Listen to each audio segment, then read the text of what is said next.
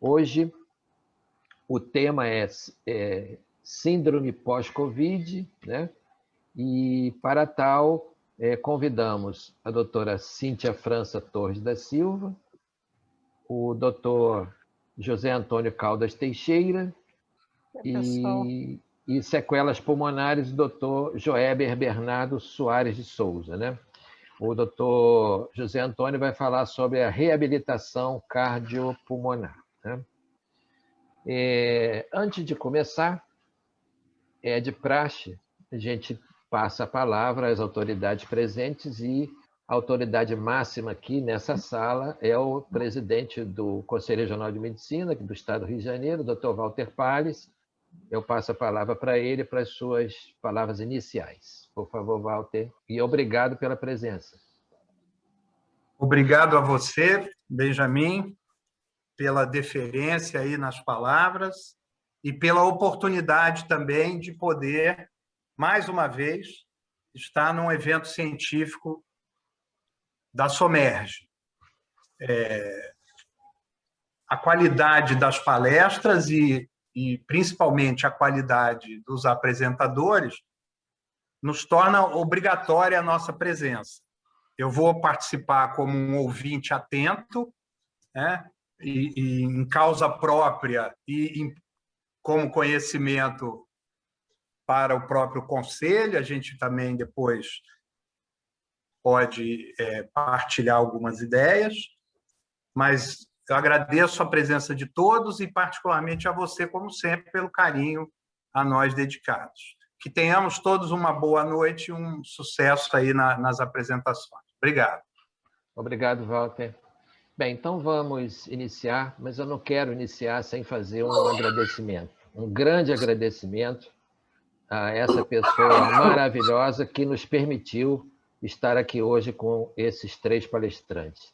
Doutora Zelina, presidente da Associação Médica Fluminense, agradeço de coração ter nos colocado em contato com os palestrantes. Então, vamos iniciar com o doutor Joéber Bernardo Soares de Souza, né?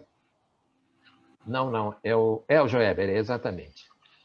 Dr. Joéber Bernardo Soares de Souza é médico pneumologista do Hospital Universitário Antônio Pedro, responsável pelo ambulatório de doenças intersticiais desde 2012, responsável pelo ambulatório de pós-Covid desde março de 2021, médico tisiologista do Instituto de Doenças do Tórax Ari Parreiras, em Niterói, mestre em pneumologia pela Universidade Federal Fluminense e membro do Departamento de Pneumologia da Associação Médica Fluminense.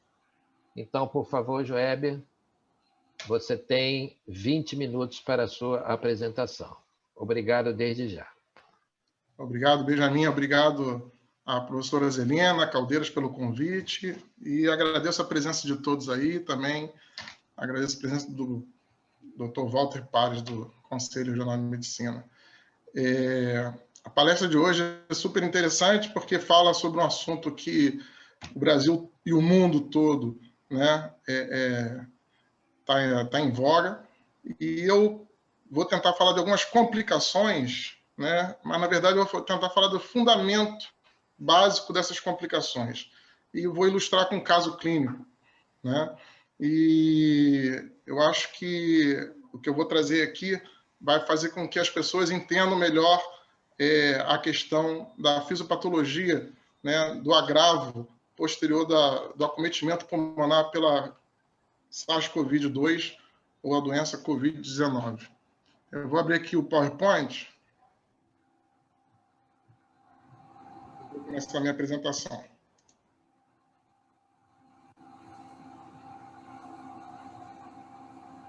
Todos vocês estão vendo? Dá um ok. Sim, ok.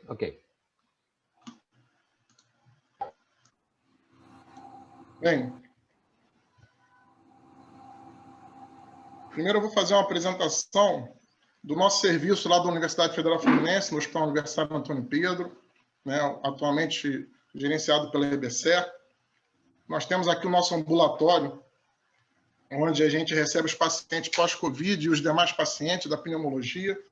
nessas 3 salas aqui, mas outras lá no fundo, onde fazemos anamnese, exame físico e tentamos triar esses pacientes pela escala de Spinel de Medical Research, Coulson, que é o MMRC, ou então através do teste de caminhada de 6 minutos. Nós temos um corredor de quase de 20 metros, dá para fazer o teste. E nós temos também um serviço de fisiopatologia respiratória, onde nós desenvolvemos nossos estudos espirométricos com segurança e filtros especiais, que chegou esse ano para a gente. Isso foi uma grande aquisição, né? Agradeço, inclusive, ao nosso desempenho do professor Marcos César, nosso chefe de serviço, e a direção do hospital. Eu vou começar com um caso clínico e depois eu vou falar da principal complicação que a gente tem visto no nosso ambulatório. Esse aqui é um paciente masculino, casado, engenheiro químico, 69 anos, natural do Rio de Janeiro, morador de Niterói e Caraí. A queixa dele foi falta de ar e febre. Oi, Vadia. No início de dezembro de 2020, iniciou um quadro de cefaleia, febre, tosse. Após uso, ida ao posto, ao uso de clavulina, azitromicina e ivermectina, evoluiu com dispneia e de saturação. Foi avaliado pelo Serviço de Tratamento de Covid do Serviço de Emergência do Antônio Pedro e internado em 13 de dezembro, devido ao comprometimento pulmonar com dispneia de saturação de 91% e 50% de infiltrado na tomografia de tórax. Ele nega asma, tuberculose e pneumonias prévias. É um ex-tabagista de 18 anos, com a carga tabágica de 60 maços ano e clínica de DPOC, negava a clínica de DPOC previamente. É diabético do tipo 2 e hipertenso. Aqui ele nega a clínica, tá? Eu esqueci de escrever aqui, perdão. Fazia uso de todas essas medicações, tanto para diabetes quanto para doença dispéptica e também para hipertensão e dislipidemia. No momento da internação, apresentava anosmia, algeusia, saturação de 91, estava taquipneico, normocorado, hidratado, cianótico. Estava hemodinamicamente estável e tinha um índice de massa corpórea relativamente bom. Ritmo cardíaco normal e o murmúrio vesicular universalmente audível com estertores difusos. Era o que estava descrito no prontuário que chegou para a gente. E demais sem alterações. A tomografia dele mostrava um infiltrado intersticial, com opacidade em vidro fosco, com espessamento de septo, bem na periferia do pulmão, como vocês podem ver. E tanto no ápice como na base também tinha esse comprometimento. Tinha umas áreas que a gente considerou como área de halo invertido, como vocês estão vendo aqui no lobo superior esquerdo. Bem, foi considerado esse paciente, quando chegou no nosso ambulatório, como ele tendo bronquiolite obliterante pós-infecciosa. Ele chegou no ambulatório ainda depois de quase 2 meses de alta, chegou lá, na verdade, 1 mês de alta, ainda se queixando de dispneia aos grandes esforços, com tosse, mas sem sibilância. E, diante desse quadro, a gente levantou essa hipótese de bronquiolite obliterante pós-infecciosa, que a gente considera uma das principais complicações do pós-Covid. Nesse paciente, a gente tem que lembrar que a bronquiolite obliterante pós-infecciosa ela é muito comum em criança, apesar de ser uma doença que realmente leva muita criança para as emergências, principalmente na época de inverno, e principalmente relacionado ao sensício respiratório, o vírus sensício respiratório, o adenovírus, para a influenza, o próprio influenza também pode. Mas no adulto a gente não costuma ver isso. E o que eu tenho visto é realmente que as pessoas cada vez mais vão se deparar com a bronquiolite obliterante pós-infecciosa. Um quadro agudo que se resolve, assim como na criança, na maioria dos adultos também se resolve, às vezes sem tratamento e nem leva à internação. Então, mas os pacientes que têm chegado ao nosso CTI, têm chegado à emergência, um quadro mais grave, desenvolvem esse quadro, que pode ser tanto é uma doença que acomete os bronquíolos terminais, principalmente os bronquíolos membranosos, e pode ser constritivo ou pode ser proliferativo. Bem, esse paciente chegou com o diagnóstico detectado no dia seguinte, com Covid, com um dedímero dele de 539. E o tratamento antes da internação, antes dele chegar no hospital, era azitromicina, clavulina e ivermectina, ou seja, um paciente bem característico do que a gente tem visto na abordagem inicial ou no tratamento precoce para Covid. E o tratamento na internação foi dexametasona, 6 miligramas, uma vez ao dia, venoso, oxigênio terapia com catéter nasal, insulina e enoxaparina, como profilaxia para trombose. E alta hospitalar no dia 21/12, encaminhado para o ambulatório de pneumologia, e um mês depois ele chegou lá para mim.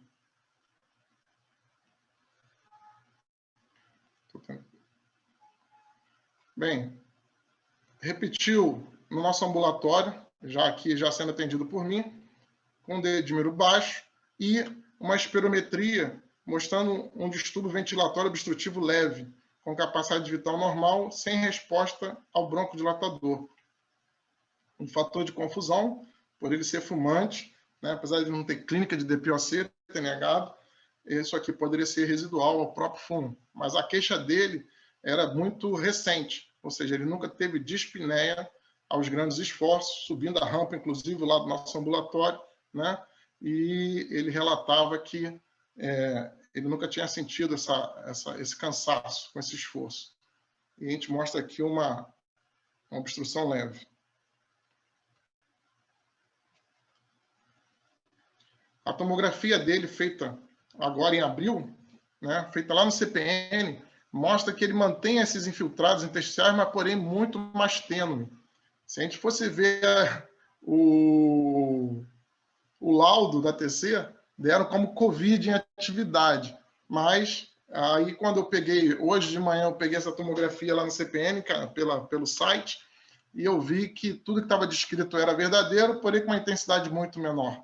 Então, é importante a gente comparar vendo as imagens, porque se for comparar laudo com laudo, está a mesma coisa que o laudo anterior, e vocês podem ver que é bem diferente as lesões, né? Mas com a mesma área acometida, porém muito menos tênue.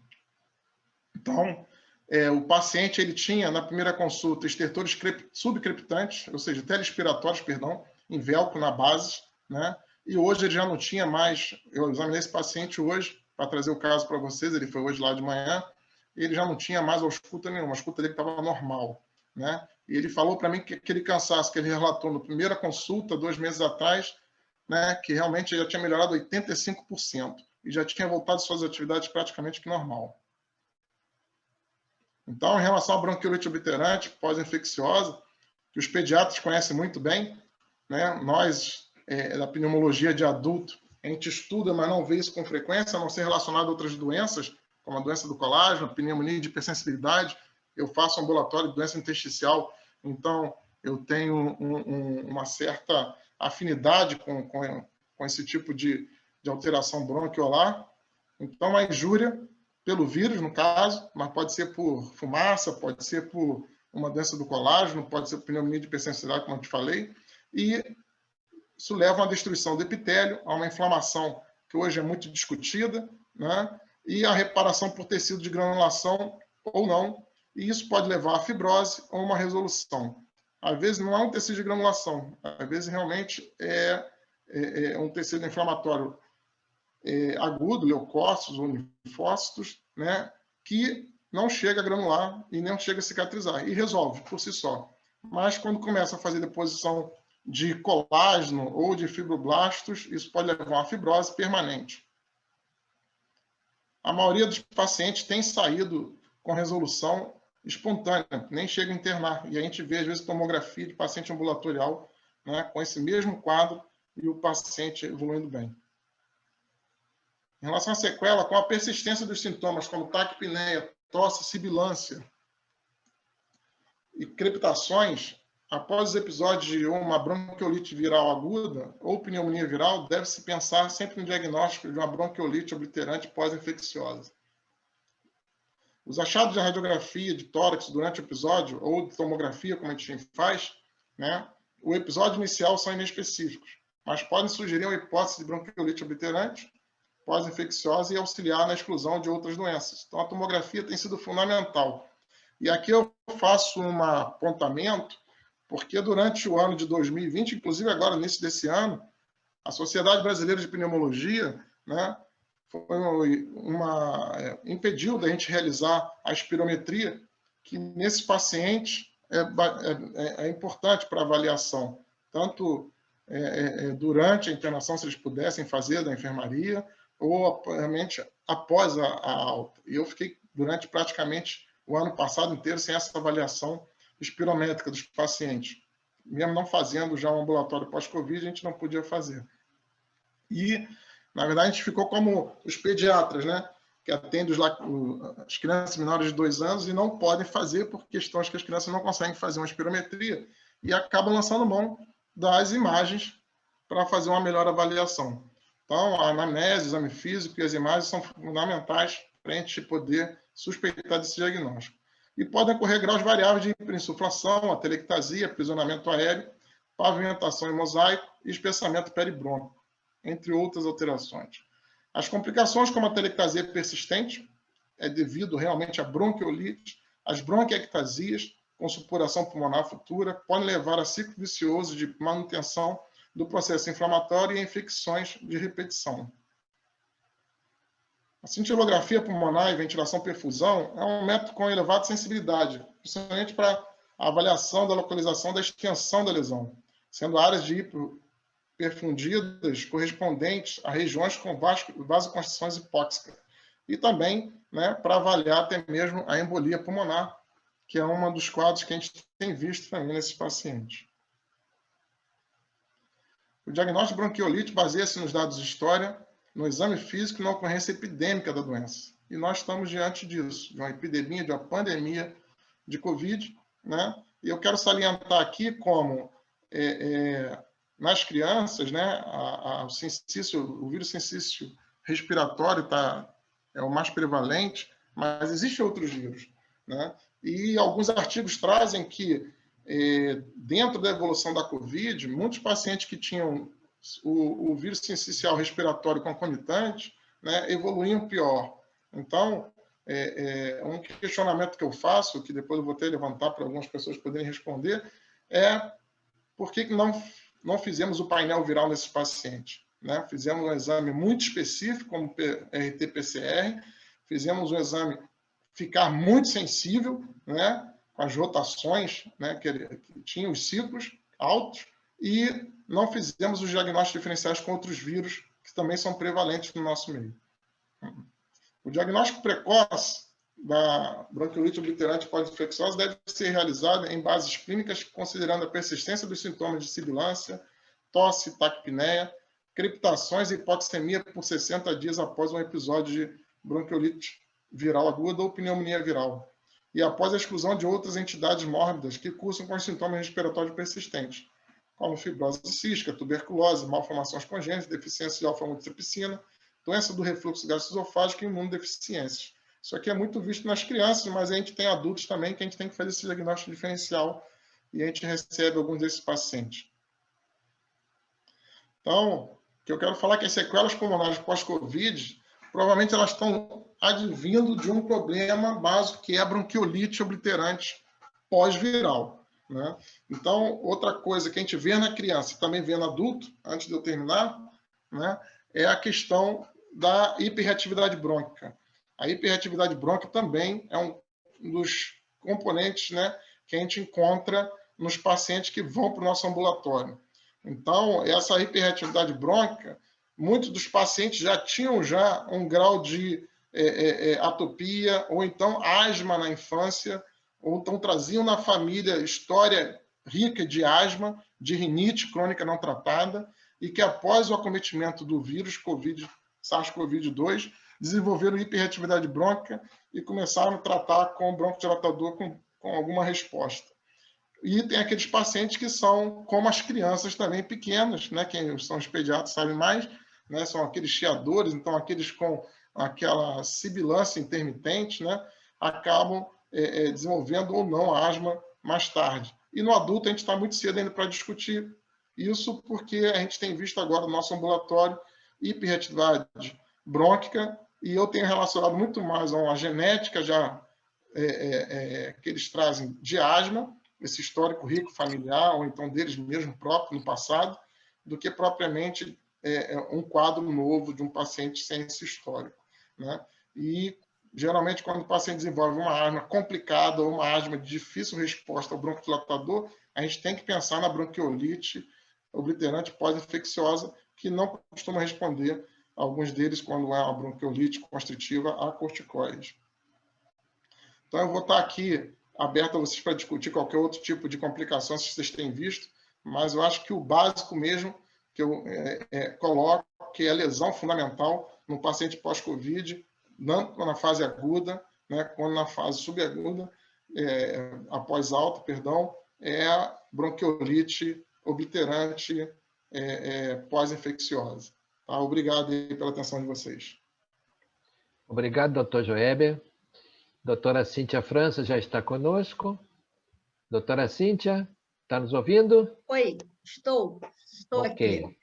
Então, a próxima apresentação é sua. Doutora Cíntia França Torres da Silva, especialista em reumatologia pediátrica pela Sociedade Brasileira de Pediatria, pela Sociedade Brasileira de Reumatologia e pela Associação Médica Brasileira. Membro do Comitê de Reumatologia da Sociedade de Pediatria do Rio de Janeiro, SOPERJ, reumatologista pediátrica e chefe do Serviço de Pediatria do Hospital Municipal da Piedade, parecerista em reumatologia pediátrica no CHN e Hospital Icaraí, em Niterói. Doutora Cíntia, por favor, a sua apresentação. Quero apenas avisar a todos que reservem suas perguntas para o final, né? Poderão utilizar a ferramenta Participantes, levantando a mãozinha azul, ou encaminhar quem está nos vendo por stream na plataforma Vimeo, pode endereçar suas perguntas para o nosso e-mail somerge@somerge.com.br. Por favor, doutora Cíntia. Obrigada pelo convite. Desculpem ter pedido para inverter, mas sabe que durante a semana, às vezes, a gente se complica no trânsito, né? Vou compartilhar aqui minha tela.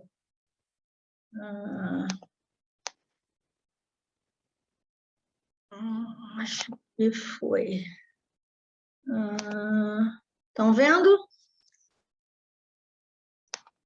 Conseguem ver? Sim. Estamos sim. Ok. Então, obrigada pelo convite, mais uma vez, de participar de um evento da SOMERG. Fico muito feliz de ter agradado e ter sido novamente chamada. E essa mesa é uma mesa aqui bastante interessante, né? Porque síndrome pós-Covid, a gente está exatamente no momento de começar a ver as complicações, né? Pós a doença que todo mundo sabe começou há 1 ano e meio, e a gente não vai recapitular o que temos vivido aí há 1 ano e meio. Então, eu faço reumatologia pediátrica, então eu vou tentar falar alguma coisa de criança também. Apesar do que, como criança adoece menos, a gente tem menos informações. Mas eu achei alguma coisa para falar das crianças, bastante interessante. Então, hoje mesmo saiu uma matéria no The Guardian falando que 376 mil pessoas no Reino Unido tinham sintomas de Covid longa, né, ou síndrome pós-Covid, por pelo menos 1 ano após. Então, isso é uma informação, né? Mais de 300 mil pessoas num país que não é tão grande quanto o nosso em termos de população. A população lá é 1/4 da população brasileira, um pouco menos até, e 376 mil pessoas é um número bastante elevado de pacientes que têm algum sintoma ainda 1 ano depois da doença. Imaginem isso extrapolando para os números mundiais, né, de acometimento, o quanto que isso não seria.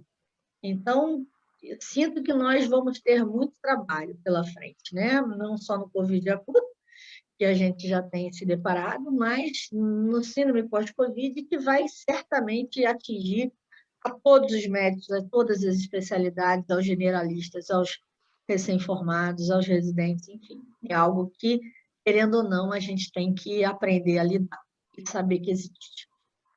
Então, o que seria o síndrome pós-Covid, né? Seria a persistência de sinais e sintomas por mais de 12 semanas após, né, a doença e que não se explicam por um diagnóstico alternativo.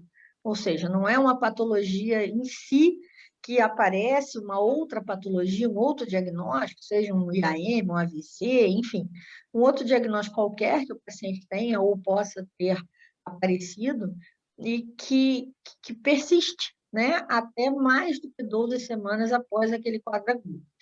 E ela pode ser caracterizada, digamos, com características do que se chama de síndrome de fadiga crônica pós-viral, onde podem acontecer sequelas de múltiplos órgãos e também efeitos de uma hospitalização grave e uma síndrome de cuidados, né, pós-cuidados intensivos, né? O paciente que fica muito tempo entubado, que fica muito tempo hospitalizado, com sarcopenia, osteopenia, enfim, escaras e vários tipos de complicações, né, do paciente que ficou muito tempo hospitalizado. Então, vocês podem ver, né, que vários órgãos, é multifatorial, a gente tem muita coisa para aprender e muito sinal e sintoma para poder trabalhar em cima. Essa síndrome pós-Covid, ela independe da gravidade da doença na fase aguda, ou seja, mesmo que o paciente tenha tido uma doença oligossintomática, até mesmo uma doença assintomática na fase aguda, ele pode evoluir com uma síndrome pós-Covid. Então, não existe proporcionalidade entre gravidade na fase aguda e aparecimento de síndrome pós-Covid. Dependendo da literatura, nessa que eu coloquei aí a referência, que foi uma das que eu montei a aula, pode variar de 10% até 65% dos casos de Covid leve a moderado, né? Na verdade, aqui ainda nem entra no Covid grave. Certamente, no Covid grave, esse número pode ser até maior.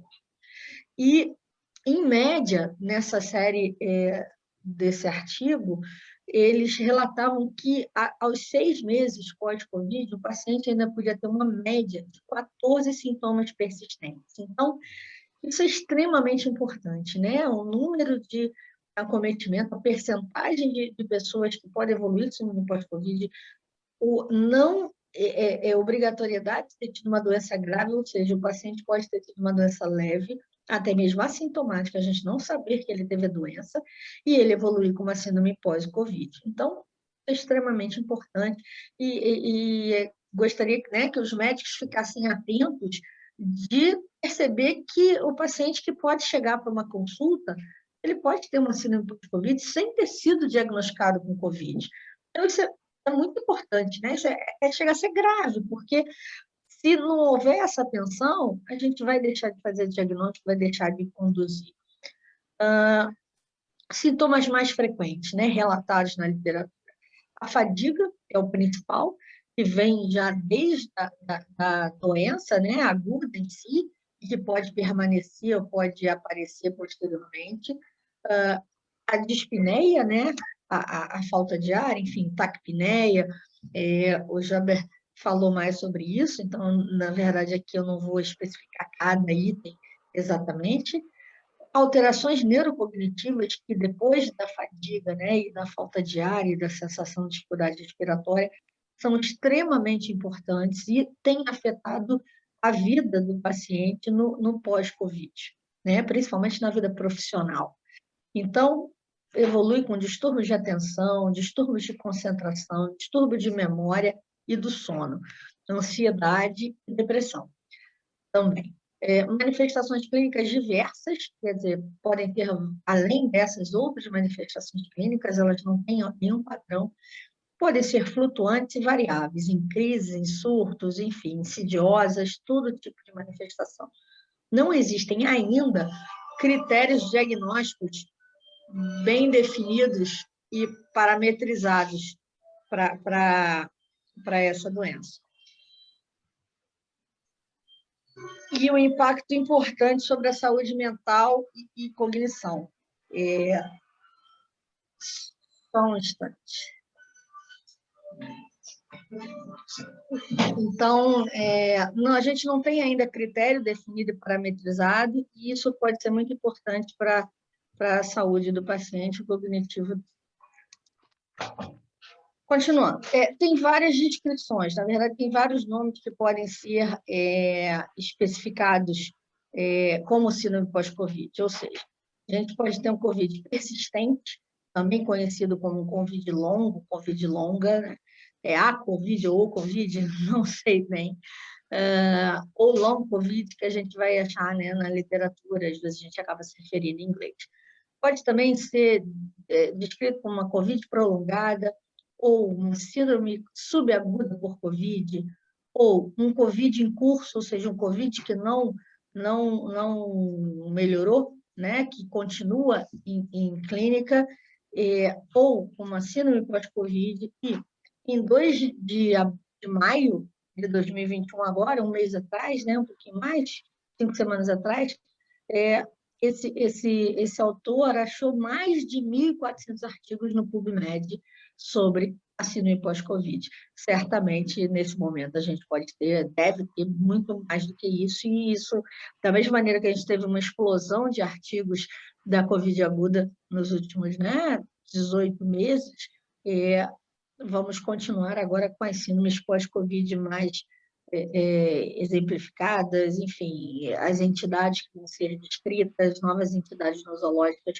como a gente tem até da síndrome inflamatória aguda pediátrica, multissistêmica pediátrica. Bem, só lembrando que a síndrome pós-infecciosa é uma síndrome conhecida dos médicos, né?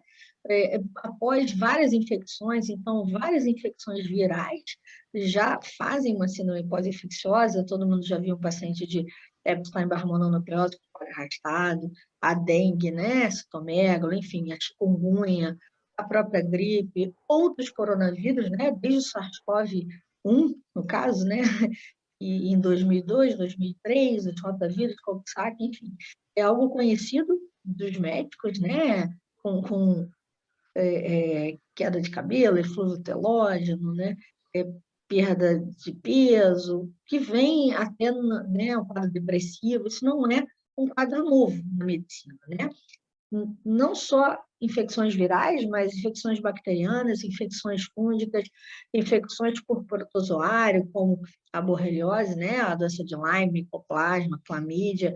Então, e chamadas como síndrome pós-Lyme ou síndrome da fadiga crônica, a encefalite miálgica, a ataxia cerebral pós-viral e síndromes pós-poliomielite. Ou seja, essas síndromes, esses quadros são conhecidos dos médicos já há muitos anos. Algumas patologias dessas são bastante antigas.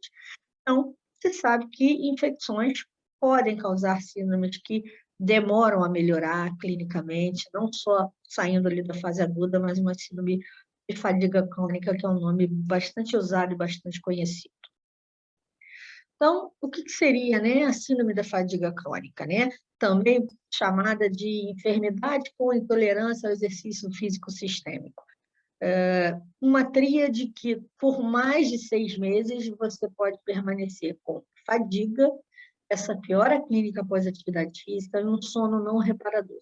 Então, isso seria, a princípio, um conceito da síndrome da fadiga crônica, e essa gravidade também é variável, vai de moderada a grave por mais de 50% do tempo daquele indivíduo. Então, é algo que altera muito, né, a qualidade de vida desse indivíduo, a qualidade de vida profissional, a qualidade de vida pessoal, né, as suas atividades de vida diária, o retorno às suas atividades, todas elas, em todos os níveis. Vai atrapalhar esse indivíduo em muita coisa na sua vida. Desde, por exemplo, a SARS, em 2002, né, com o SARS-CoV inicialmente descrito, que começou em Guangdong, lá no sudeste da China, teve mais de 8 mil casos e 774 óbitos, sendo que desses já era descrito, 50% desses pacientes chegavam a ter alteração do sono e fadiga mantida aos 12 meses pós-infecção. Então, não é uma novidade.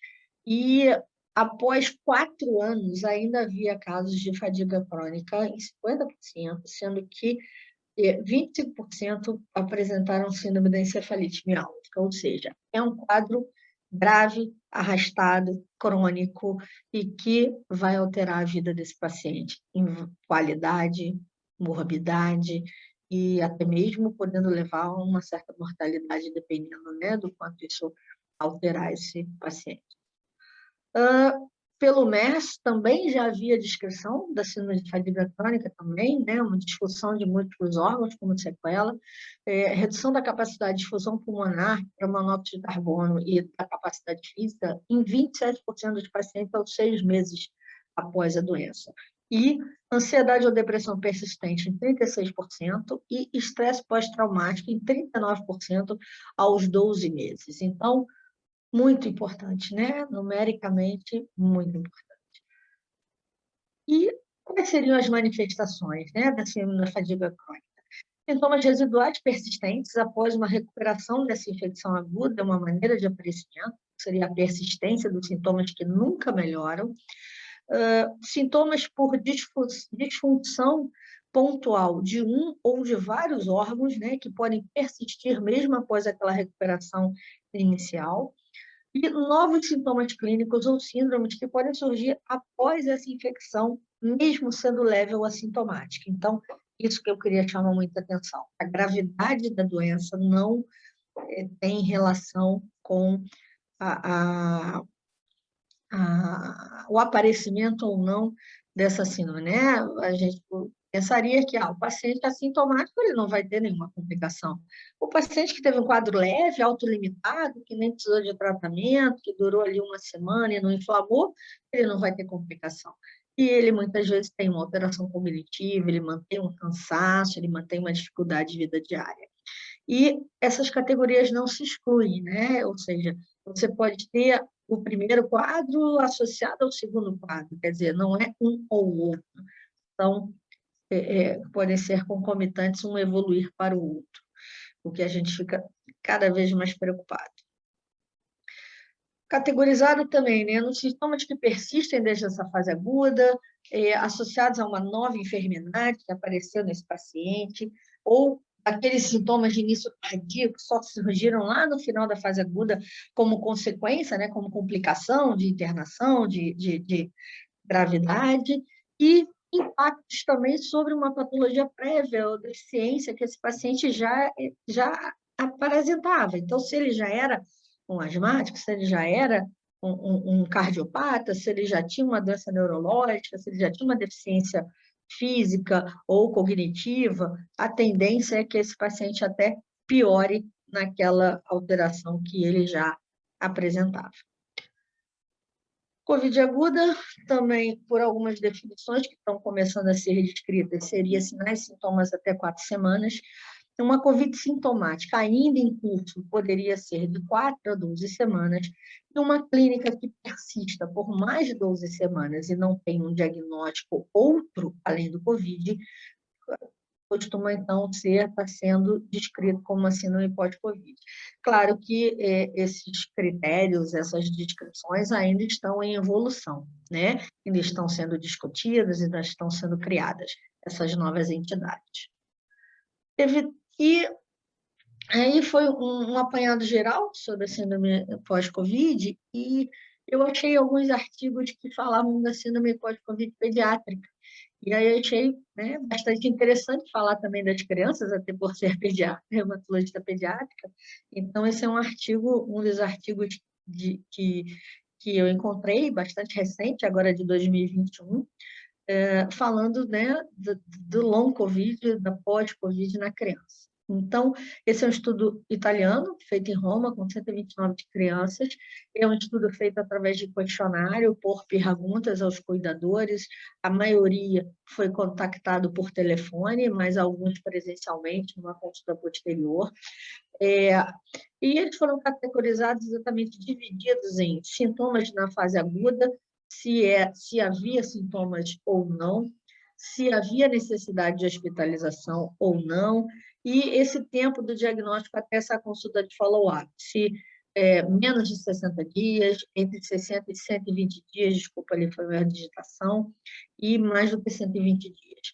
A média dos pacientes variou mais ou menos ao redor de 11 anos, mais meninas, não, minto, 48% eram meninas, sendo que os outros 52% eram meninos, meio quase equivalente, sendo que 25% eram assintomáticos nessa coorte e 74% eram sintomáticos, né? Então, a maioria foram dos sintomáticos, mas 25% é muito para assintomáticos.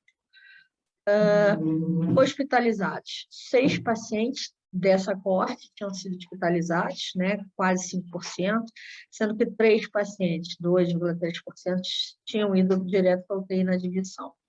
Após diagnóstico inicial, 3 casos evoluíram como síndrome inflamatória multissistêmica e 2 casos apresentaram também miocardite. E essa avaliação média desse grupo foi feita mais ou menos 162 dias após o diagnóstico, mais ou menos, né, 113 desses pacientes. Desfecho: 42% chegaram a se recuperar totalmente, 36%, né, 35,7%, tinham ainda um ou dois sintomas no final dessa avaliação, e 22% ainda mantinham 3 ou mais sintomas, um número grande.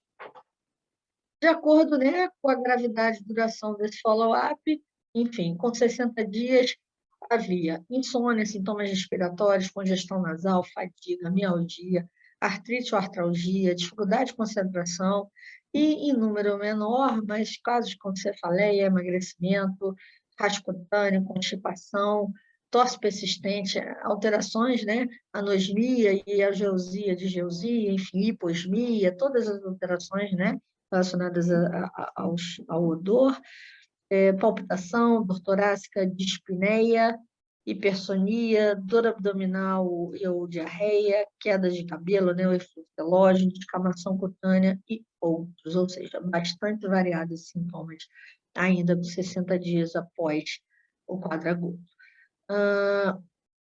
E, continuando, de 60 a 120 dias, 66,6% tinha pelo menos um sintoma persistente, sendo que desses 13 tinham um ou dois sintomas e 7 podiam ter 3 ou mais sintomas. 68 crianças avaliadas com mais de 120 dias, 27% tinha pelo menos um sintoma, mas tinham paciente com 2, tinham paciente com 3 ou mais. E 42% ainda tinham sintomas de angústia por conta desse sintoma. Impacto, né, significante na saúde mental infantil, e lembrando que a infância, né, é um período de vida em que você tem uma grande aquisição do desenvolvimento social, comportamental, educacional, aprendizado, e o quanto isso vai alterar, né, o desenvolvimento e a aquisição desses predicados no indivíduo. Isso, se a gente somar ainda o uso de máscara e o uso de isolamento social e escolas fechadas, o número de complicações que a gente vai ter no desenvolvimento dessa criança é enorme, e acho que não dá para computar isso ainda, talvez um dia. Aqui são algumas referências de quadros, né, de descrição de COVID longa em crianças e também em adultos. Então, tem uma corte chinesa de 1.700 pacientes, que 6 meses após ainda tinham ali 76% de sintomas, quadro de casos pediátricos, um quadro pequeno na Suécia, mostrando, publicação no Lancet, no European Journal of Pediatry, no Pediatric Infectious Diseases Journal, ou seja, temos bastante literatura e certamente vamos ter cada vez mais literatura nesse sentido. Era isso que eu queria mostrar para vocês a princípio. Não vinha ao caso a gente falar de tratamento, né? Mas a gente tentar categorizar, aprender um pouco sobre o que é esse síndrome pós-Covid e que a gente vai começar a se deparar cada vez mais na vida diária do médico e, enfim, e a gente tem que aprender e estudar e a gente, né, a sensação é que eu fiz de novo a faculdade em 1 ano, agora que já tem 1 ano e meio, eu não sei, acho que a gente já está entrando na segunda faculdade, dada a quantidade de informação, de estudo que a gente está tendo que fazer nos últimos 18 meses. Obrigada. Nós é que agradecemos, doutora Cíntia.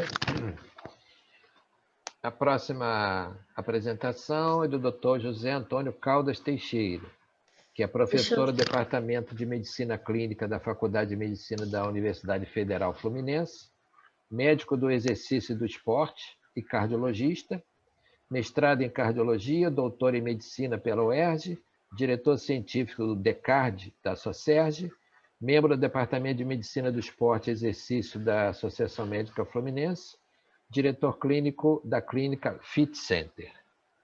Doutor José Antônio, por favor, sua apresentação. Deixa eu ver se eu consigo dividir aqui, peraí.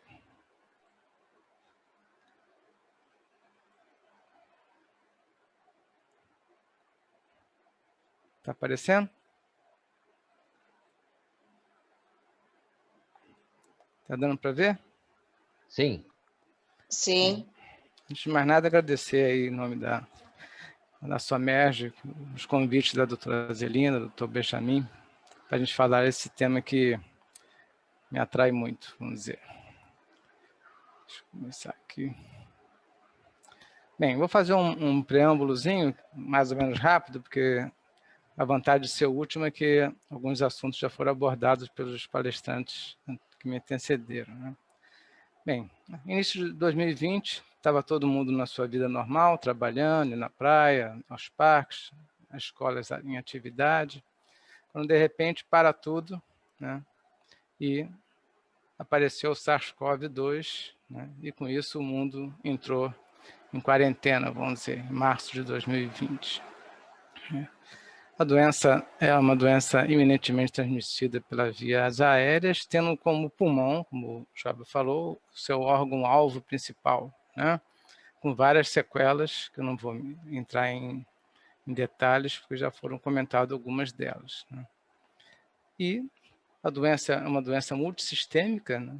E tem, através de várias vias, ela lesa o coração, quer via pela ação direta, quer pela inflamação sistêmica, imunológica que ela desencadeia, quer pelo alto consumo de oxigênio, quer pela micotrombose, quer pela miocardiopatia calominérgica, como Takotsubo, ela agride bastante o coração, né? De tal maneira que 20 a 40% dos pacientes que vão ao CTI, eles têm alguma lesão miocárdica, algum dano miocárdico, né? Uma doença inflamatória, viral imunológica, trombótica e multissistêmica, como já foi comentado aí, agride praticamente todos os órgãos. Diferente do que se pensava inicialmente, que a gente ia ter só um aborrecimento na fase aguda da doença, como a doutora Cíntia mostrou, isso se estende e pode se estender por bastante tempo, acometendo e se manifestando de várias maneiras, né? Como esse artigo fala, né, que eu traduziria como os 50 tons de cinza do longo Covid, podemos ter várias manifestações, sendo as que eu dei destaque aqui as mais frequentes por esse artigo, né? Como foi falado, a Covid-19 pode ter suas diferentes formas, né? Desde as mais leves, né? Uma taxa de óbito em torno de 1% a 2%, e o que geralmente a gente pega no serviço de reabilitação são essas duas formas. Aquele que teve a forma moderada grave e aqueles que passaram por uma internação no CTI, né? Por que isso, né? Porque geralmente quem vai no CTI, ele por si só, tirando a agressão do vírus, da doença, ele já passa por diferentes agressões por estar naquela unidade, né? Então, principalmente aqueles que vão à ventilação mecânica, sofrem intubação, sedação, uso de bloqueador muscular, imobilização, isolamento, né? Poliinvadido por tubo, por sonda nasogástrica, por catéter vesical, punção venosa e arterial, né? A lesão pulmonar pelo próprio vírus, pelo fenômeno tromboembólico, pela ventilação mecânica, pela fração inspiratória alta de oxigênio, né? Pelo hipercatabolismo, né? Pelo uso de corticoide, pela polifarmácia, né? Pelo repouso, pelas descaras, né? Pelas compressões, as neuropraxias pela posição do prona, de plexo braquial. Então, um paciente que sai, quando sobrevive, né, em torno de 40% a 80% evoluem para óbito, infelizmente, vai variar dependendo da qualidade do CTI que ele é internado, infelizmente também, mas, graças a Deus, um percentual bom ainda sai, né? E é esse paciente que vai chegar na reabilitação, o principal paciente que chega, não é que seja só ele. Então, é aqui que entra a reabilitação. Para contextualizar vocês em relação aos programas de reabilitação, inicialmente a reabilitação começou só basicamente com reabilitação cardíaca, em unidades que eram intra-hospitalares ou extra-hospitalares que reabilitavam paciente cardiopata só. Mas, de alguns anos para cá, isso foi se disseminando e qualquer doença em que o exercício tem efeito coadjuvante terapêutico, eles são encaminhados para o que a gente chama atualmente de reabilitação cardiopulmonar metabólica. Isso a gente se encontra principalmente nas clínicas de medicina do exercício, que é a especialidade que usa atividade física como terapia coadjuvante nessas doenças. E aqui se inseriu o Covid-19, o SARS-CoV-2, né? Só para definir rapidamente o que é reabilitação cardiopulmonar, uma definição, um conceito mais simples, eu destacaria aqui essas palavras, inter e multidisciplinar, para tentar retornar o paciente às condições prévias iguais ou melhores do que ele tinha antes do acometimento, aqui no caso do SARS-CoV-2, da COVID, ou da doença cardiovascular, pulmonar, metabólica que ele possa ter, né? Já desde o início da pandemia surgiram vários posicionamentos, diretrizes de diferentes entidades nacionais e internacionais orientando para o retorno desses serviços, né? E mais recentemente já aborda-se não só o retorno dessas atividades de reabilitação, mas centros específicos de reabilitação para o pós-Covid, né? Eu botei aqui um panfleto de leigo, mas só para dar ênfase o quê? A múltipla especialidade ou áreas, né, da área de saúde que vão agir nessa doença, agir no pós-Covid, na reabilitação desse paciente. Dificilmente só um especialista, não só para tratamento clínico, que é essencial, mas também para a reabilitação, vai dar conta desse paciente sozinho. Classicamente, a reabilitação cardiopulmonar metabólica é dividida em fase 1, intra-hospitalar, na unidade coronariana, no UTI, depois na enfermaria. Lembrar que a reabilitação é um contínuo, começa na UTI, se estende na enfermaria e deveria continuar quando ele tivesse alta. Aqui eu acrescentaria, como está mostrando aqui em vermelho, né? Deixa eu ver aqui, a fase. Dificilmente, aquele paciente que saiu do CTI, ele consegue vir direto para os centros de reabilitação cardiopulmonar. Ele vai ter que passar por uma fase domiciliar, porque ele não tem condições de sair de casa ainda, né? Então, ele passa para a fase 1, fase 2 domiciliar, e depois que nós pegamos nos centros de reabilitação, seriam essas duas fases aqui. Bem, fechou em março e em julho, né, nós estamos começando a voltar os centros de reabilitação reabrindo, né?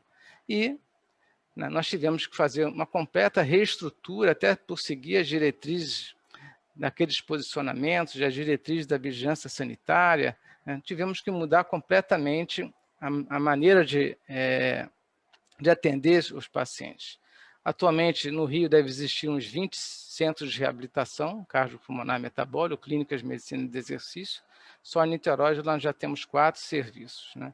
Então, do ambiente tradicional, do sistema de funcionamento tradicional, nós tivemos que rever desde a entrada desse paciente ao atendimento, seguindo os protocolos de entrada, ver temperatura, ver saturação, uso de roupas especiais, né, de isolamento, as normas de higienização. Com isso, tivemos que treinar em horários certos, com hora marcada, para não evitar aglomeração, conseguir o distanciamento social entre os pacientes e entre os funcionários, né? E aqui a gente finalmente chega o paciente que a doutora Cíntia falou, né? Um paciente, uma típica fadiga crônica, a postura dele, né? E as sequelas de diversos sistemas que ele vai pegar. Então, como é que eu vou fazer, né? Como na medicina, tudo passa pela... primeiro ato médico seria a história, né, a anamnese desse paciente, assim como de outras especialidades da área de saúde. Eu vou ter que colher aquela história daquele paciente, examinar o paciente. Ele já vem com relato, às vezes, das sequelas, né? E tem que prestar atenção, porque eles, normalmente, por ser uma população de risco, ele já vem com as suas doenças de base, que eu vou ter que rever como é que essas doenças estão. O que elas sofreram também de se agravando pelo Covid. Então, esse perfil do paciente cardiopata, diabético, hipertenso, obeso, lesões de órgão-alvos do diabetes, como doença renal crônica, doença pulmonar obstrutiva prévia que ele tenha, eu vou ter que rever como elas estão e quais os agravamentos que elas sofreram com a doença. Essa avaliação, tirando a avaliação clínica e de relatos que o paciente pode trazer do médico assistente, nós somos colaboradores do médico assistente, eu vou fazer outras avaliações. Vou avaliar o quanto de sarcopenia ele tem através da história de alguns testes. Eu vou ver o eletrobasal. Geralmente, os exames complementares que a gente mais precisa são esses, e se ele não traz, um eco para avaliar a função, um eco preferencialmente com strain, e um teste de esforço. Eu vou aprofundar essa avaliação de acordo com a fase que ele teve e as sequelas que ele possa ter, que eu obtenha suspeita através dos exames feitos até agora, ou se ele já traz esses exames demonstrando essas sequelas, né? É claro que para a gente, principalmente aquele paciente que tem uma lesão importante pulmonar, a avaliação funcional dessa função, como o Joelber mostrou, através da espirometria, é essencial. Assim como também, né, a avaliação da capacidade funcional, o Joelber também citou o teste 6 minutos, lembrar que isso é um crescente de complexidade de exames que eu vou fazer, né? E o padrão ouro, né, dessa avaliação funcional seria o teste de esforço cardiopulmonar, né? Não que ele seja essencial para eu reabilitar esse paciente, mas ele me fornece informações importantes, né? Não só de discriminar qual sistema está mais lesado em termos desse sistema de entrega de oxigênio para a periferia durante o esforço, se é o pulmonar, né, se é o cardiovascular, se é o periférico, assim como ele fornece importantes pontos em que me permite otimizar o treinamento aeróbio e ver fatores limitantes cardiovasculares. Ele tem resposta isquêmica, ele faz resposta hipertensiva, ele faz arritmia ao esforço, ele desatura o esforço, né? Então, é um instrumento que, se eu tenho, me ajuda bastante. O que eu vou prescrever, né? Geralmente, o núcleo duro da prescrição para esses pacientes não muda em relação a qualquer outro tipo de paciente. Eu vou prescrever as valências relacionadas a uma chamada aptidão física para a saúde. Quais são essas valências? O treinamento aeróbico, treinamento de força, a flexibilidade, juntando atividade física e exercício com uma orientação nutricional, aqui no caso, se tiver sarcopenia primária ou secundária, tentar reverter isso ou otimizar o perfil metabólico desse paciente, né? Então, esse paciente, para eu garantir segurança nesse paciente, é importante a supervisão e o monitoramento desse paciente. Lembrar que o sistema que pode agudizar durante a atividade física é o sistema cardiovascular, é o que mata. Então, esse eu vou perseguir mais de perto, mas vou ver outras limitações. Então, vou fazer a avaliação clínica pré, PR e pós-sessão, de sinais e sintomas adversos, avaliar a temperatura corporal na entrada, saturação de oxigênio PR e pós-sessão, observar a frequência cardíaca, a pressão arterial, né, se tem aumentos exacerbados de frequência ou bradicardia exacerbada, comportamento pressórico, o eletro, avaliar a arritmia, a resposta isquêmica, e vou acompanhar o retorno, o feedback desse paciente através da escala de Borg, quer seja para fadiga sistêmica, quer seja em relação à falta de ar, a dispneia que esse paciente tem. Se o paciente for um paciente portador de lesão pulmonar, além desses cuidados todos, eu vou ter que acompanhar mais a saturação, ver se ele precisa de oxigenoterapia durante o treino, dar reforço não só no treinamento aeróbio graduado para ele, mas o treinamento localizado das principais musculaturas acessórias da respiração, né? Então, a gente divide, normalmente, na prescrição, a gente segue a chamada variável, as variáveis FIT, né, de frequência semanal, intensidade, que eu vou prescrever aqueles exercícios, o tempo e o tipo. A primeira parte seria o tipo aeróbico, em que, especificamente para esse paciente, ele vai ver, eu vou ter que fazer um treinamento intervalado, às vezes ele não aguenta treinos extensos por muito tempo. Então, às vezes, tem que começar 5 minutos, 2 vezes ao dia, domiciliar, vou estendendo até, minha meta-alvo seria 30 minutos por dia de treinamento aeróbico. Vou fazer inicialmente um treinamento intervalado, dando ênfase à fase de recuperação em relação à fase de estímulo, e depois vou tentando inverter isso. Começo com intensidades usuais do dia a dia dele, né? Ou então frequência basal mais 20 a 30 batimentos, avaliar a pressão, eletro, o Borg, e o treinamento de força também inicio com treinos de peso corporal, né? Ou com peso de segmentos, braço e perna, e vou elevando essa intensidade conforme, vou progredindo isso conforme o feedback do paciente, a evolução desse paciente, né? Aqui mostrando a progressão da relação estímulo-recuperação, o paciente iniciante ele tem uma fase de recuperação passiva maior, depois como ele vai evoluindo isso, eu vou aumentando o estímulo com recuperação ativa, e no final, que já está adaptado, eu aumento a fase de estímulo, assim como o comportamento em relação ao volume e intensidade. Eu começo com maior volume e pouca intensidade, depois eu mantenho o volume e começo a aumentar a intensidade. E nesse paciente, assim como na fase atual de pandemia, não é tempo de recomendar treinamento em alta intensidade como o HIIT. Progressivamente eu vou trocando uma sala tradicional de musculação, ou seja, o treinamento de força, para os treinamentos funcionais, né, dando ênfase a outras valências que todo mundo precisa atualmente, né, sentava antigamente que só o atleta precisa. Então, vou treinar agilidade, equilíbrio, coordenação, velocidade, potência, tempo de reação. E eu mudo o aspecto da sala de treino, né? Então, eu vou treinar equilíbrio, propriocepção, coordenação com potência. Eu tenho uma gama de recursos para treinar essas valências, né? Agora, o que mais eu acrescento nesse processo de reabilitação pós-Covid, né? Aqueles pacientes com acometimento pulmonar, eu vou ter que fazer treinamentos específicos para musculatura respiratória. Avalio a força máxima, INS ou EIS, vou usar implementos específicos, threshold, power brace, para treinar essa musculatura.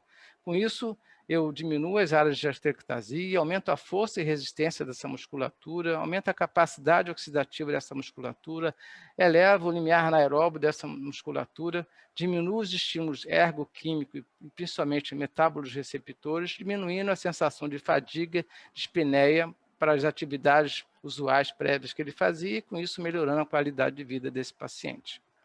Agora, entram outros tipos de outros profissionais que eu vou ter que requisitar, dependendo da lesão desse paciente.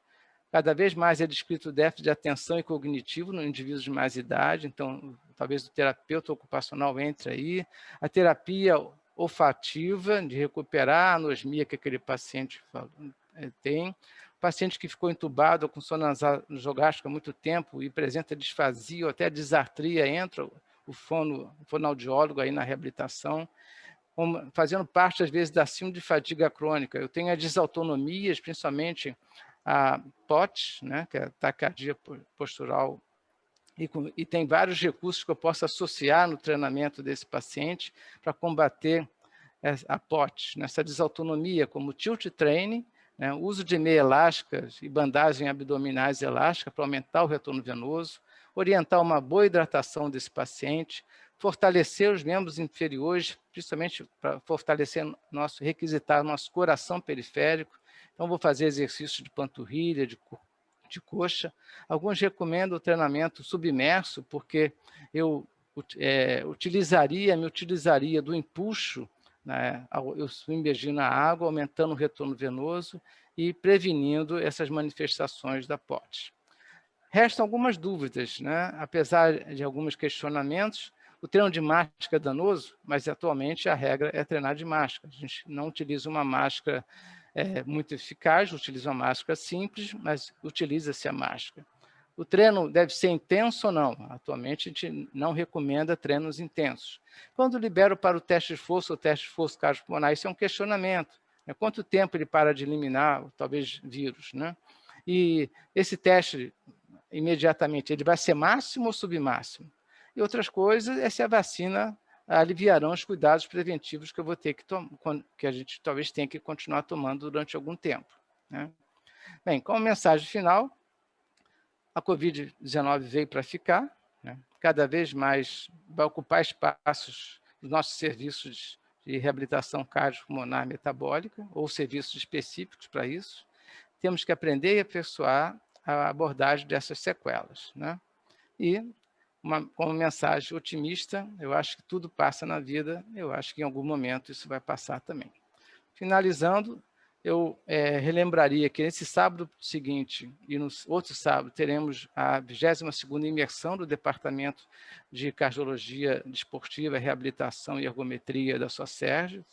Convido todo mundo a que, se quiser participar, né? E terminaria rendendo uma homenagem a todos os profissionais de saúde, que na realidade eles são os verdadeiros heróis que enfrentam essa pandemia na frente. Agradeceria também a nossa equipe, que nos permite atender esses pacientes no pós-Covid, né? E obrigado, e a gente está à disposição para qualquer dúvida. Excelente, doutor Caldas, realmente bastante elucidativa a sua palestra. Bem, quero agradecer a todos os palestrantes e já começam a chegar perguntas, né? Volto a fazer apelo a vocês, utilize a ferramenta participante, levanta a mãozinha azul e vai ter a palavra para fazer a pergunta. A primeira pergunta é da doutora Selma Merelender, a quem eu digo que temos uma grande satisfação de contar com você, Selma, um grande abraço. A pergunta é para o doutor Joeber: como tratar a BOP? Desculpa, pode repetir o finalzinho da pergunta? Como tratar a BOP? Eu entendo que seja a patologia que o senhor falou aí, né? Bronquiolite obstrutiva. Bronquiolite obterante pós-infecciosa, né? Isso, exatamente.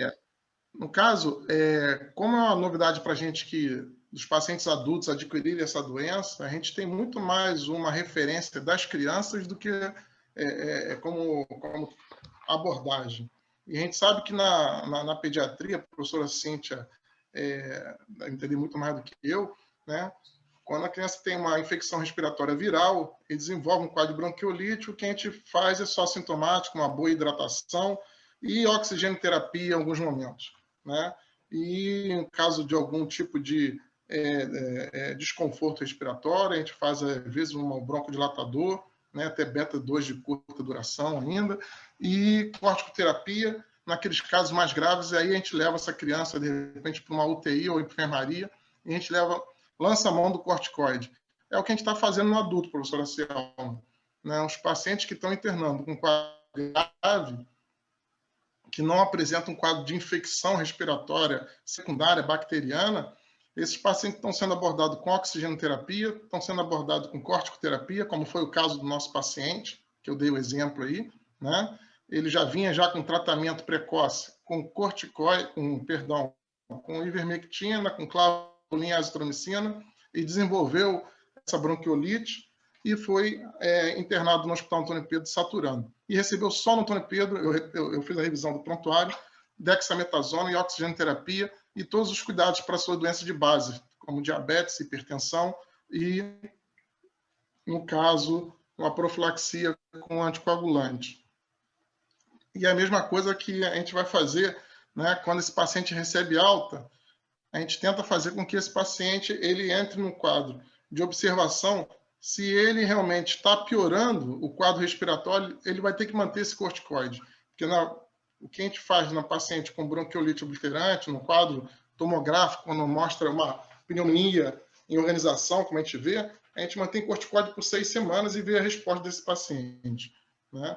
E a gente espera que esse paciente, a maioria desses pacientes, acabe desenvolvendo um quadro benigno e recupera a função respiratória. Bem, como na criança, o adulto também tem que ser abordado da mesma forma. Eu acho que quando esse paciente chega no CTI, aí é uma abordagem intensivista, toda aquela abordagem, né, de um paciente com uma obstrução das vias respiratórias terminais, é um paciente muito difícil de manipular no respirador, né? Então, esse paciente vai receber, né, uma atenção especial, né, com a ventilação mais prolongada expiratória, ele vai receber, às vezes, uma respiração inversão, INSEIS, uma hipercapnia permissiva, helio-oxi, ele vai fazer prona, isso a gente tem visto nos CTIs. E fora do CTI, se esse paciente sobreviver, como na criança também, que desenvolve um quadro grave de bronquiolite, 60% morre no CTI, né? E o professor Carlos acabou de colocar 40%, 80% desses pacientes que desenvolvem um quadro grave, eles não sobrevivem no CTI, né? Então, a gente tem visto isso também no adulto. Então, é uma doença que a gente tem que estudar bastante esse quadro básico, tanto na tomografia tem mostrado isso para a gente, que é uma doença de lesões periféricas, é uma doença de evolução, às vezes, arrastada, mas que a maioria, quando sai do CTI ou quando sai do hospital, evolui de forma benigna. Não sei se eu consegui responder. Ok. Joeber, a gente sabe que no início da infecção não se sabia realmente grande coisa sobre ela, né? Então aventou-se a possibilidade da asma ser um fator de se ter uma Covid mais grave, né? Depois chegou-se à conclusão de que não seria bem assim e que apenas a asma grave é que poderia, vamos dizer assim, impactar na gravidade da Covid. Como é que você vê isso? Chegam pessoas desse perfil no seu ambulatório? O meu ambulatório de doenças intersticiais e pós-Covid, que está começando agora, a gente tem visto os pacientes que têm um histórico de asma e estão desenvolvendo uma hiperatividade brônquica. O que eu tenho visto, né, é que eu não faço ambulatório de asma, mas eu tenho visto mais uma vez, eu sempre vou fazer correlação com as crianças, porque essa síndrome pós-viral a gente vê muito mais em criança, né? É uma novidade para a gente. Por quê? Porque o que a gente tem lido, que eu tenho lido nos artigos de revisão, né, é que os pacientes asmáticos controlados, eles têm uma boa evolução, tanto pela infecção, não desenvolve doença grave. Os pacientes que são exacerbadores, os pacientes que vão para a internação, que desenvolvem um quadro grave, são os pacientes não controlados. Você aí colocou como os pacientes com asma grave. Eu colocaria todos os pacientes que não estão com a asma controlada. Isso a gente já via já nas internações por criança, que só internavam as crianças que não tinham controle. Então, é um ponto positivo. Inclusive, eu participei lá, 30 anos atrás, na Carta Salvador, onde a gente estimulava o Ministério da Saúde a fazer a distribuição do corticoterapia. E isso a gente vê que hoje a corticoterapia ela é introduzida na periferia, nos postos de saúde, de uma forma muito maior do que no passado. Então, eu acho que o controle da asma no Brasil está sendo muito mais eficiente. A gente tem visto isso com a Covid. A Covid mostra isso. Os pacientes controlados, né, eles não desenvolvem a doença grave. E isso a gente vê alguns artigos falando que a asma é protetora da Covid. Não, eu acho que a asma controlada, sim. A asma não controlada continua com o mesmo risco de outro paciente, seja ele cardiopata, hipertenso, né, porque tem realmente uma exposição à mucosa muito maior do que um paciente com asma controlada. Não sei se a professora Cíntia quer colocar alguma coisa em relação ao que eu falei das crianças. Não, estou super satisfeita. Perfeito. Ok, Cíntia. Doutor Eduardo Vaz, por favor, tem a palavra para a sua pergunta. Boa tarde a todos. Em primeiro lugar, meus parabéns a todos vocês. Eu queria se vocês têm experiência nessa síndrome pós-Covid ou Covid longo, sobre a fibrose pulmonar. Tem se discutido muito, quer dizer, eu vi um artigo recente muito interessante mostrando a síndrome tricompartimental, quer dizer que, além de uma alveolite, pode causar uma trombose venosa e uma trombose arterial no pulmão, às vezes ao mesmo tempo, nos casos graves. Então, a experiência de vocês é essa questão da fibrose pulmonar no pós-Covid, e como essa evolução. Se alguém tem alguma experiência sobre isso. Obrigado. Quer falar, professor Caldas, professora Cíntia? Assim, não tenho uma experiência específica nisso, não. O que eu comecei a fazer não está também muito bem determinado, não posso dizer que é fantástico e que... assim, algo que eu li, que a fibrose ela não é muito comum de continuar no pós, mas não falando dos pacientes muito graves. Nesses CTI graves aí, muda de figura. E eu tenho feito, para tentar diminuir essa fibrose pulmonar, eu tenho usado a colchicina por algum longo tempo, alguns pacientes por 2 meses, por 3 meses, como um anti-inflamatório de base que vai tentando melhorar essa fibrose. Eu gosto muito dos pacientes com a colchicina, tanto no doente com lesão pulmonar, quanto no doente com lesão cardíaca, né? Um doente com pericardite, até pelo uso que a gente faz das pericardites idiopáticas de repetição. Então, eu tenho usado, mas, assim, experiência em cima dessa tríade aí, não tem. Nos pacientes com lesão pulmonar e que mantinham ainda um certo desconforto, um certo desímero alterado, eu usei alguns que eu mantive só com colchicina e eu gostei muito da resposta clínica, mas não tem essa avaliação com teste de função pulmonar, não. Tem encaminhado para o pneumologista para fazer essa parte. Como eu comentei antes, a gente presta um serviço ao médico assistente, né? E o que a gente tem visto, né? Quer dizer, a gente lê, por exemplo, que quem teve a forma grave, mesmo sem ir para o CTI, 10% cursa com alteração da difusão pulmonar. E tem artigo que fala que quem ficou entubado muito tempo, né, até pelo SARS-CoV-1, na sequela SARS-CoV-1, até 50% teria alteração da difusão. Eu acho que o grande problema é que nem todos, em termos de identificar essa fibrose, né, que a gente vê nos artigos, é que nem todos os centros têm, assim, capacidade de fazer esses testes. O Job pode me confirmar ou não, de fazer uma avaliação funcional pulmonar completa, inclusive com testes de difusão. Acho que são poucos centros no Rio que fazem teste de difusão. O professor Eduardo, eu faço ambulatório de doença intersticial desde 2012, com as ferramentas que eu tenho no Antônio Pedro e com parceria com o professor Agnaldo, que ele faz a prova de função, né, completa lá na UERJ. Então, relacionado aos pacientes com doenças do colágeno, na esclerodermia, ele fez algumas teses de doutorado lá com os alunos dele, e eu encaminhava o paciente para ele. Mas, em relação à fibrose pós-Covid, isso é um relato, e isso aí não é novidade.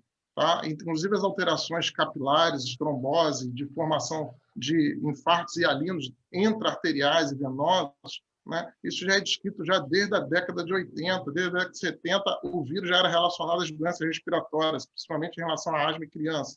Né? Com a década de 90, quando a gente desenvolveu o RT-PCR, começamos a fazer essa associação muito mais rápida entre vírus e as alterações respiratórias.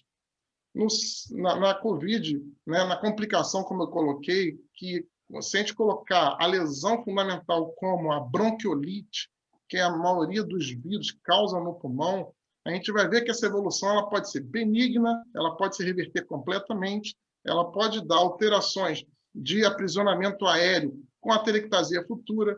A gente vê alguns artigos, inclusive artigos recentes, né, explicando que componentes de pulmão, áreas do pulmão doente recebem mais sangue do que áreas hiperaeradas, mas a gente sabe que essas áreas hiperaeradas são, na verdade, áreas de aprisionamento aéreo, onde você não tem ventilação. Logo, você vai ter ali, naquele espaço, né, uma vasoconstrição. E ele cita lá como pode ter uma vasoconstrição no lugar mais aerado e onde está doente tem mais circulação, porque realmente não tem ventilação, você tem essa circulação.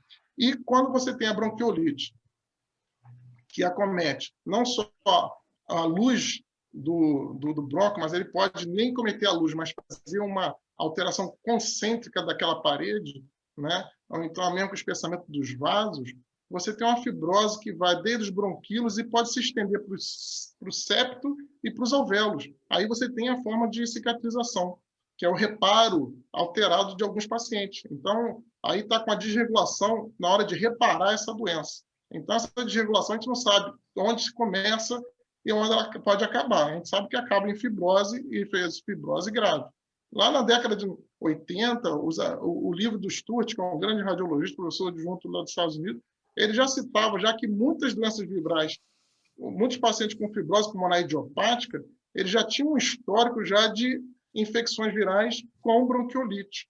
Então, eu acho que essa tese ela vai voltar com os novos estudos que estão sendo feitos. Infelizmente, né, com essa restrição que o professor, inclusive, Caldas, deve ter passado lá em relação às restrições que a sociedade, que a própria o governo nos impôs de fechar alguns serviços, né? Eu vejo que no Antônio Pedro a gente deixou de fazer vários estudos de necrópsia há vários anos, inclusive agora na Covid, por pânico, por medo, por precaução, por segurança, que eu acho que não está errado, mas a gente deixou de fazer necrópsia nesses pacientes que evoluíram para óbito dentro do CTI e que a gente poderia ver, no caso, o histopatológico e fazer uma comparação, inclusive, com as tomografias, né? Para diagnóstico, eu acho que não é necessário, né? A tomografia, as atividades, as provas de função respiratória, elas são suficientes para a gente fazer esse diagnóstico em vida. Mas depois da morte, eu acho que a necrópsia é fundamental. E a gente não pode, eu acho que a gente tem que estimular esses estudos futuros com essa correlação anatomopatológica com a radiologia, com a clínica.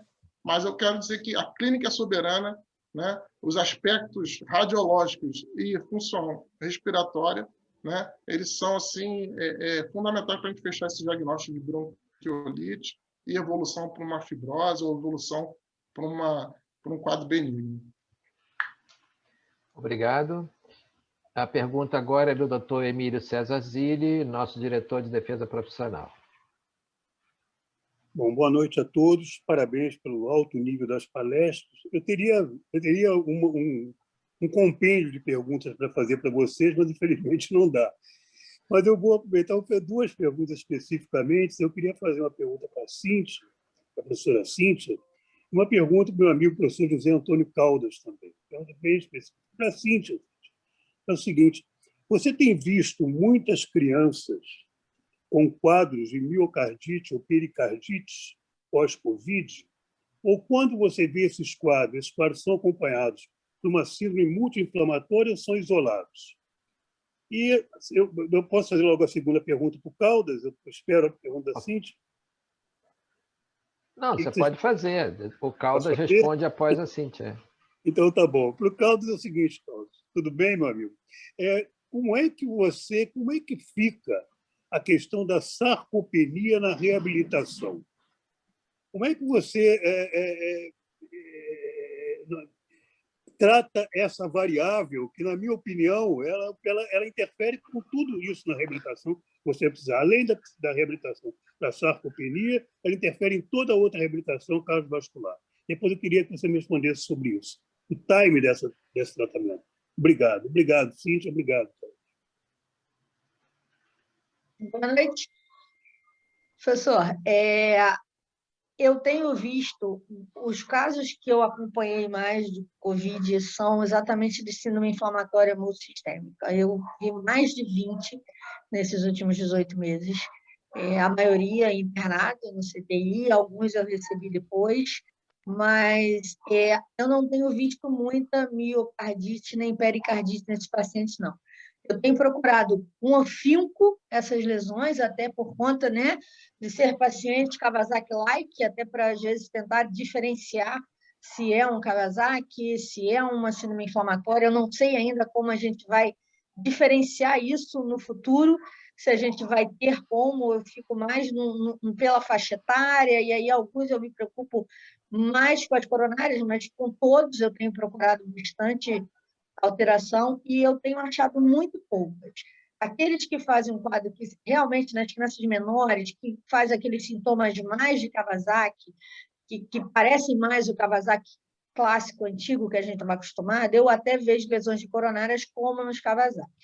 Nas crianças mais velhas, com síndrome inflamatória, que fazem, às vezes, né, só a febre, não o quadro que lembra o Kawasaki, outras alterações abdominais e da síndrome inflamatória, eu não tenho visto nenhum deles com alteração coronária, e rarissimamente eu vejo uma pericarditezinha e uma miocarditezinha, muito poucos. Eu acho que eu vi 2 ou 3 no máximo, sendo que a grande maioria, os ecos eram normais, e a gente só conseguiu realmente identificar alguma alteração cardíaca pela ressonância. Então, o paciente que tinha uma clínica mais importante, que mesmo com eco normal, mas que tinha um pró-BNP muito elevado, uma história... Eu vi criança, adolescente de 13 anos de idade, com dor torácica importante, em uso de noradrenalina, com um pró-BNP altíssimo, de 15 mil, uma coisa assim absurda, com eco normal. Então, a gente só achava mesmo alguma alteração, eu só achei alterações que eu pude levar em conta na ressonância. E nem todas a gente levou para a ressonância, porque não tinha porquê também sair fazendo ressonância de todas as crianças, naquelas que não tinham, né, um sintoma que sugerisse a gente investigar. Das 20, 25 que eu vi, talvez 2 ou 3 eu tenha visto miocardite, e uma ou outra, às vezes, uma pericardite muito leve e que regride com corticoide muito fácil. Muito fácil. Então, assim, não está sendo frequente, mesmo com muita alteração laboratorial, e para achar, a gente está tendo que ir até a ressonância para poder confirmar, porque a maioria com eco normal. Obrigado. Obrigado. José Antônio? Oi. Peraí. Está ouvindo? Sim, sim. Sim. Parece que, de repente, a sarcopenia explodiu, né? Todo mundo só fala em sarcopenia, né? A sarcopenia a gente pode dividir em primária e secundária. A primária seria aquela do idoso, né? A perda qualitativa e quantitativa que a gente tem conforme vai envelhecendo. E a secundária, secundária como o nome está dizendo, alguma doença. O exemplo típico é aquele paciente que eu botei lá no CTI, que por vários fatores, né? Descondicionamento, hipóxia, uso de corticoide, desnutrição, ele sai de lá sarcopênico, né? Tanto que a maioria, às vezes, sai de cadeira de rodas, não é porque não pode cair no hospital, não, porque não consegue andar mesmo, né? E a gente tem pego esses pacientes, atualmente a gente está fazendo um trabalho conjunto com uma clínica de nutrição lá de Niterói, a GAN, né? Mas outros, o próprio Antônio Pedro já está também veio procurar para ajudar num projeto sobre sarcopenia, né, que na sua forma mais grave é a fragilidade, mas você começa a identificar a sarcopenia pela história, né? Ele precisa de ajuda para levantar, de ajuda para andar, para subir escada, tem história de queda, e dali você passa até pela sequência atual do consenso de sarcopenia europeu, né? Você passaria para avaliar a função da sarcopenia, avaliar a força, que os testes, 2 testes que se usam mais por isso que eu botei o hand grip ali, né? Que é o teste do hand grip e o teste sentar e levantar. Identificando fraqueza, né? Por determinados cortes que o consenso fala, você passa para ver a estrutura muscular, né? Se ele perdeu musculatura. O mais barato forma de ver isso seria a bioimpedância ou o ultrassom, né? O ultrassom é mais sofisticado, né? É mais caro, mais difícil de achar, então geralmente se usa a bioimpedância. Identificando a perda da força e a perda de massa muscular, de estrutura, de área transversa de músculo, passaria para ver a função, né, os testes funcionais, né? Up and go, velocidade de 4 metros, teste 6 minutos, teste 400 metros, né? E aí eu identificaria aquele paciente com sarcopenia. Agora, para eu reabilitar o paciente de sarcopenia, que eu vou ter que dar principalmente ênfase ao treino de força, né, para tentar estacionar e reverter essa sarcopenia, eu precisaria associar a questão nutricional. Não adianta só eu treinar se não tiver substrato para fazer proteico, para fazer músculo. Não só proteico, mas calórico, algumas vitaminas, principalmente vitamina D. Então, eu tenho que trabalhar junto com um nutrólogo ou uma nutricionista para dar essa orientação nutricional para esse paciente, né? Nós estamos, no momento, nós estamos estruturando um processo de treinamento de força específico para essa população. Mas a sarcopenia sempre se fez presente, porque o paciente de mais idade que sai no pós-operatório de cirurgia cardíaca, ou mesmo que tem alguma cardiopatia grave, a sarcopenia da insuficiência cardíaca grave, né? A gente sempre se fez presente nos serviços de reabilitação. Não sei se eu respondi a pergunta. Muito obrigado, Antônio. Respondeu sim. Eu tenho visto muito paciente sarcopênico, muita sarcopenia grave no pós-Covid. Isso me preocupa muito, como é que está sendo abordado. Obrigado. A população envelhece, a população fica doente, então a sarcopenia e a fragilidade, que é a forma mais grave da sarcopenia, cada vez a gente vai se ver na frente cada vez mais. Ok, obrigado a todos que fizeram perguntas. Não temos mais perguntas, né? Então vamos encaminhar para o final e gostaria de dar a palavra aos 3 apresentadores para as suas despedidas e suas palavras finais. Doutora Cíntia? Bem, acho que um comentário interessante, que até uma colega acabou de perguntar, é se nesses pacientes com síndrome inflamatória, se eu tenho visto síndrome pós-Covid. Por incrível que pareça, ou contrariando, enfim, as estatísticas que eu mostrei, todas as síndromes pós-Covid que eu vi ficaram zeradas depois. E eu tenho pacientes que eu comecei a ver em maio do ano passado, né? Então, eu tenho pacientes com mais de um ano já de acompanhamento e que, com 60 dias, a maioria não tinha mais nada, contrariando essa estatística. Sendo que, estou falando dos síndromes inflamatórios, foram pacientes internados e que tinham, que a gente precisou fazer bastante medicação, né? Corticoterapia, a maioria imunoglobulina, enfim, foram tratados inflamatoriamente bastante. Das outras crianças, eu não tenho visto muitas, porque elas estão, né? A gente não tem tido muita criança com Covid ainda e que eu possa fazer essa avaliação, entendeu? Mas as síndromes inflamatórias que eu vi, posso colocar aí cerca de 25. Eu não tenho nenhuma que evoluiu com pós-Covid, mesmo com 60 dias, estavam todas excelentes. Engraçado, né? Enfim, observacional, vamos ver para frente, para o futuro. Doutor Joel? Talvez a gente esteja tratando mais, né? A maioria dessas publicações também que eu levantei, apesar de serem publicadas agora em 2021, se referem a casos de 2020, né? Enfim, a questão do tratamento, de conhecer mais o diagnóstico, de abordagem, enfim.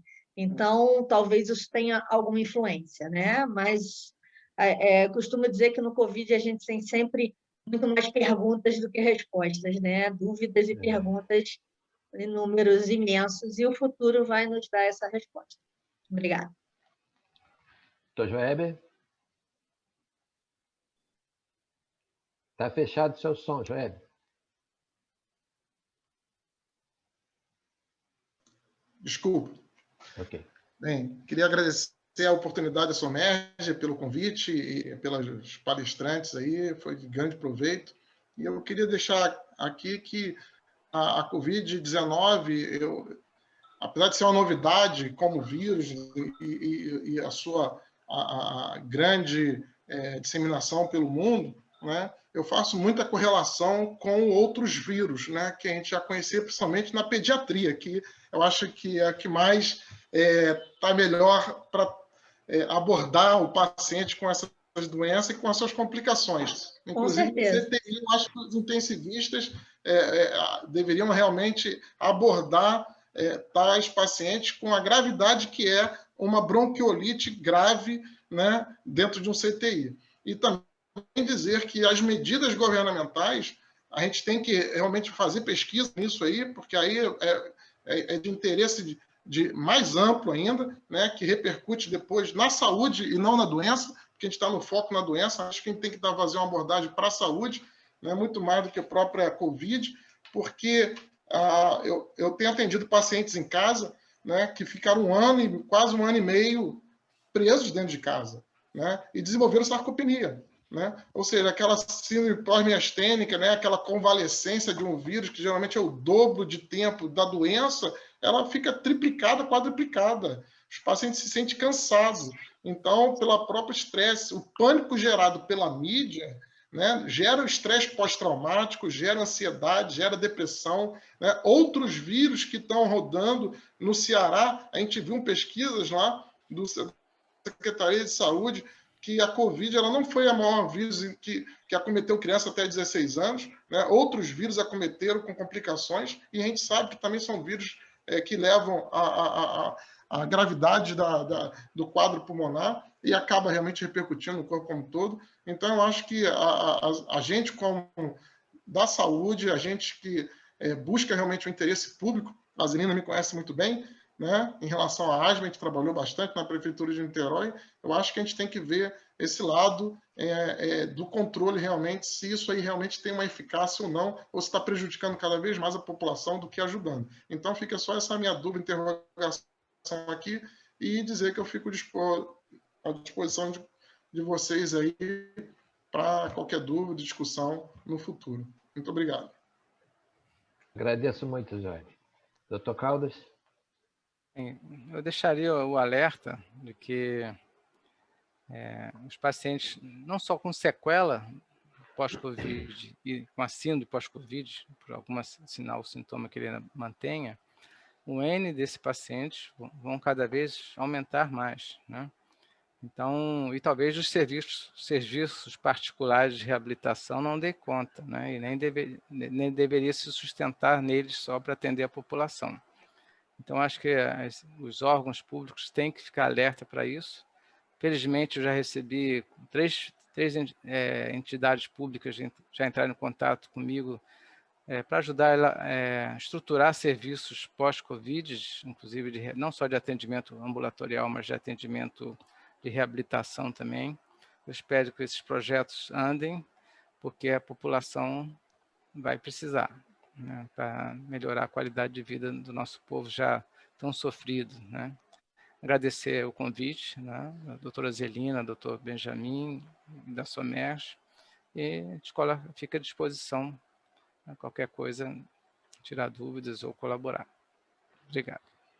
Muito obrigado. Obrigado aos 3 palestrantes, né, que gentilmente acederam ao convite da SOMERJ, e realmente valeu a pena ficar nessa noite de quarta-feira, né, assistindo vocês, porque realmente foi um nível muito alto. Recebemos várias mensagens de felicitação e de parabéns, enfim, dando parabéns a vocês também, né? Então, muito obrigado, e passo a palavra, então, ao nosso presidente para as palavras finais também, Dr. Walter. Eu inicio parabenizando aí os expositores pela didática, pela clareza com que compartilharam aí seus conhecimentos com todos nós. Parabenizar também o Benjamin, sua diretoria da SOMERJ, pela sempre feliz iniciativa de trazer temas atuais, de relevância, e com os expositores com qualidade inquestionável. Agradeço a oportunidade de poder estar com todos, desejando saúde a todos aí e uma boa noite. Obrigado, Benjamin. Obrigado, Walter. Antes de encerrar, eu quero fazer um convite a todos, principalmente quem faz gineco-obstetrícia. No dia 12 próximo, sábado, Dia dos Namorados, às 9 da manhã, vamos ter uma atividade científica também, e vai ser o Dr. André Luiz Malavasi, tá? E a palestra vai ser Trombose na gestante em tempos de Covid, o que sabemos até agora. Vai ser muito interessante, convido a todos, tá? Um grande abraço a todos, uma boa noite, muito obrigado aos palestrantes, aos assistentes e quem nos ajudou aí na retaguarda, né?